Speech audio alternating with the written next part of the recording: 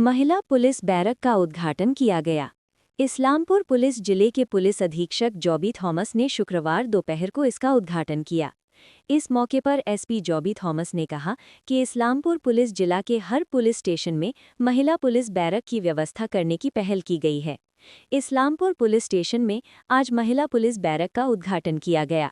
उन्होंने आगे कहा कि आने वाले दिनों में बाकी पुलिस स्टेशन भी महिला पुलिस बैरक खोल दिए जाएंगे।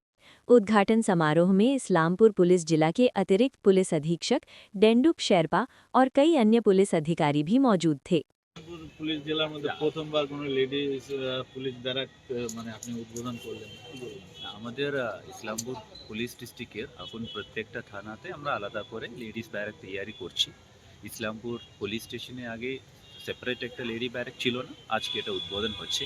এবং বাকি যতটা জানাগুলো আছে চোপড়া, গোলপুকুর, দালখোলা এগুলো তো অলরেডি হয়ে গেছে।